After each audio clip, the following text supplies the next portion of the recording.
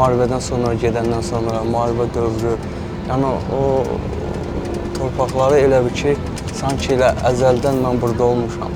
Yəni elə doğma gəlirdi mənə bu gün günündə, hər dəfə gedəndə doğma gəlir. Oradan geri Bakıya qayıdanda qayıtmaq istəmirəm.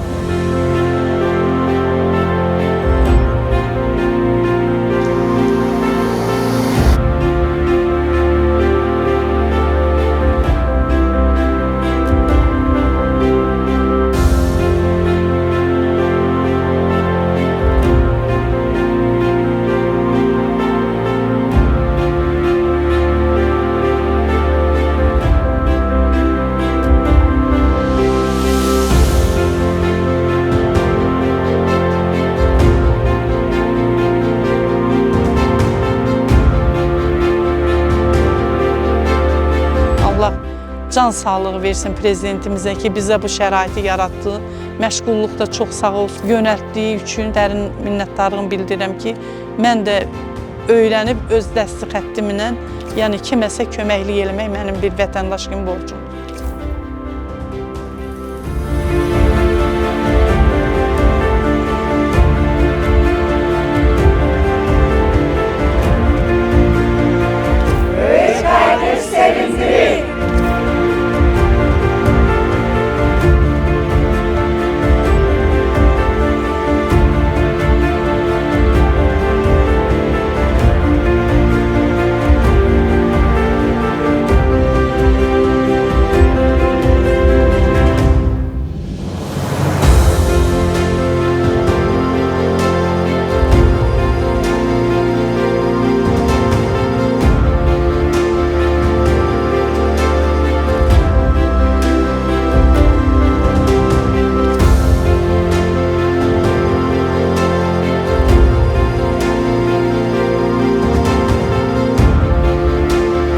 Xoş oldu birinci növbədə gəldiyim üçün, tanımadığım, görmədiyim yerləri gördüm.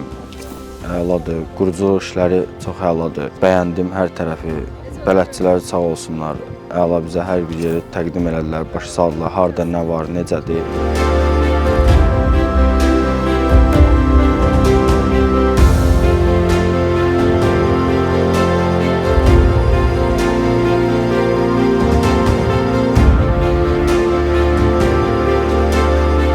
Təlimlərimiz çox yaxşı keçdi, çox xoşumuz gəldi, çox gözəl. İndi hal-hazırda da avadanlıqla da təmin olundu, almışam, istifadədə elədik.